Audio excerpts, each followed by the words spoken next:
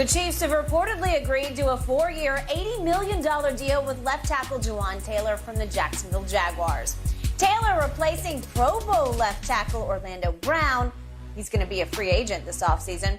Shannon, for the Chiefs, good move or bad move? Well, I don't like the move. I don't like the fact that, Skip, you go take a right tackle and you're going to plug him in at the left side. And it's easier, I believe it's easier for a left tackle to go play right tackle than a right tackle is to play left tackle. Because that's where the premium pass rushers are on the blind side of the quarterback. Yep. And no matter what you think of Orlando Brown, do I think he's Trent Williams? No, I think Trent Williams is the best offensive lineman in football, him and Zach Martin. But you have one of the best left tackles in football, no matter what you think of him. He's still a premium left tackle, Orlando Brown is. Yeah. So instead of giving him, I don't know what he wants. I guess he wants to be, because this is how it works in free agents. It doesn't matter if you're good, it matters that you're free. And he says, well, Trent Williams isn't free. I'm free. Yep. He makes this, I should be able to jump him in salary. That's not what the Chiefs think. So the Chiefs goes out and spends $80 million, 4 years, $80 million on a right tackle to move him at left tackle. Now, he is a fine right tackle, great at pass blocking. Run blocking skill leaves a lot to be desired. I think he was the last as tackles. Yep. He was the least graded, had the lowest grade as a run blocker. He did. In the league. But Skip, this doesn't make sense to me. And I get it that Wiley signed with the Commanders, their starting right tackle. Yep. They had a guy, Niang, who had injuries, who's good. They said he's in-house, he can move to the right tackle position. But I would try to work out a deal with Brown, because I think he did a tremendous job. Yeah, sometimes he has laps in his footwork and he gives up the edge, gives up a short edge. But I don't like this move, Skip. I don't like taking a guy at right tackle and moving to left tackle, because that is Patrick Mahomes. And the last thing you want him doing, worried about somebody hitting him in the back. Yep. Okay. I can't imagine the Chiefs let this happen for the sake of Patrick Mahomes. But I'm a little gun-shy here, because I couldn't believe they let Tyreek go. They almost had to after a while. It was just too much money. Yeah. But I thought Patrick would have a hard time without him, and he didn't. That maybe there were times in the season when they had to refigure it all out. Right. But in the end, they won it all. I give it up. Congratulations. I honor, I respect. A lot more dinking and dunking with that Tyreek. He had to, but they did it. They reconfigured the whole approach, and they pulled it off. It helps to have that tight end who is really, really good. Okay.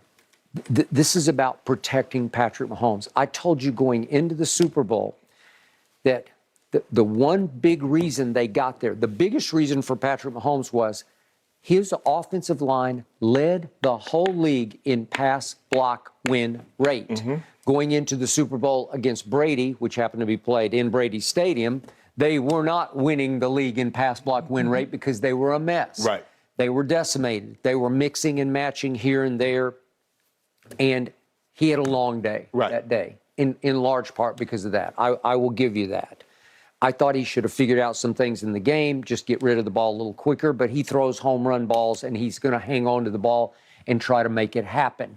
But the point is that they addressed their issues, their problems, their needs. Right. They fixed all the way across the line. They were the best line in football last year, and it started with that guy. Went and got old Brown. They traded for him. Remember, they got Tooney in free agency. They drafted Creed Humphrey. They did. We got a lot of Oklahoma going on here, because I watched Creed Humphrey. He was a wrestling champ in high school, and he doesn't look the part, but he can play the part. Yes. He can anchor that line. You cannot get by him. And he's high IQ, and he was gold for them. Yes. As was another ex-Oklahoma Sooner, Orlando Brown, whose father was a very good player for your Baltimore Ravens. Yeah. And the Browns originally. And the Browns, that is correct. But what happened to Son?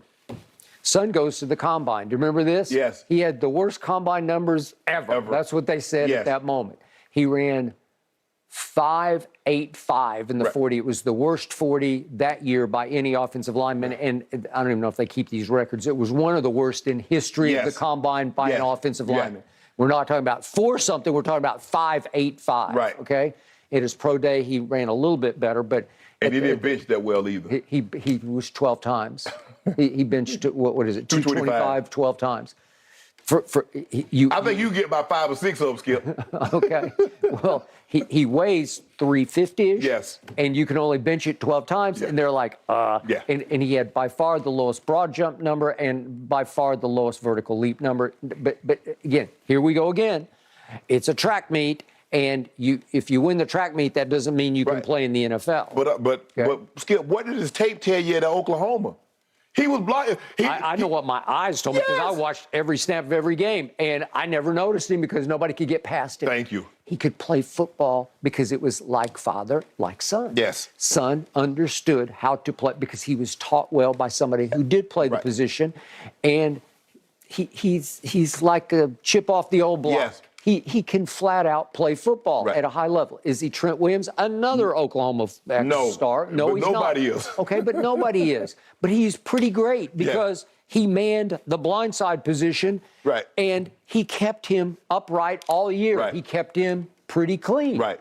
Well, you can't suddenly go get a guy, and I don't know that much about Jawaan Taylor, but I'm reading last night, his first, what was it, from 2019 until 2021, so that's 3 years.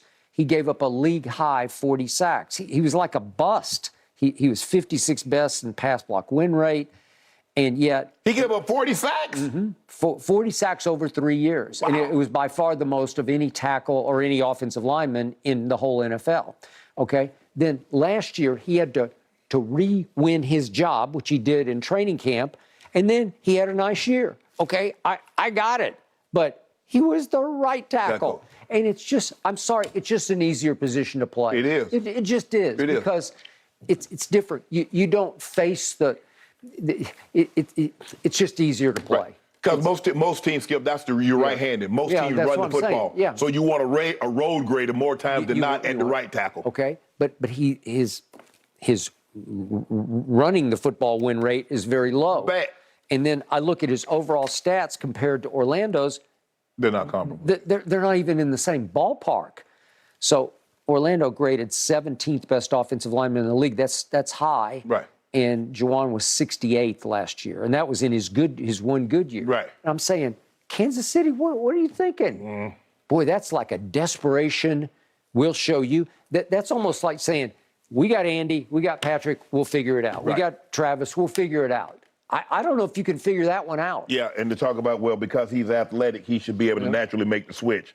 It's just not that easy. It's just not easy, especially at that level. Whew. I wish him the best of luck, but I think you're right. It's a situation like, we tried to work out a contract last year. You wanted to be the highest paid, and we told you, just like Tyreek, and once you get Skip, it's kind of like what the Patriots.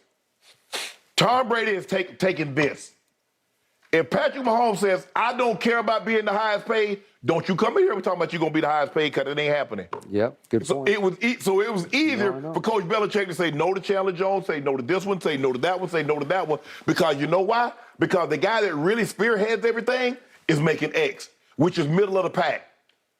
Okay.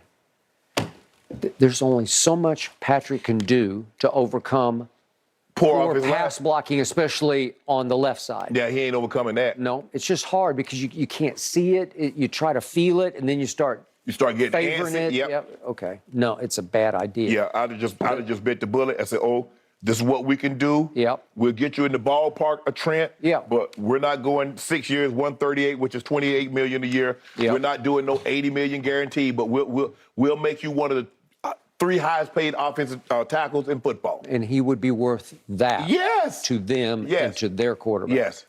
Yeah. You certainly don't want your QB seeing ghosts out there, guys. No. All right. So many free agency moves unfolding. You think the 49ers already made themselves the NFC favorites for next season? Yeah. Let's talk a little bit about John Lynch's group when we come back right here on Undisputed.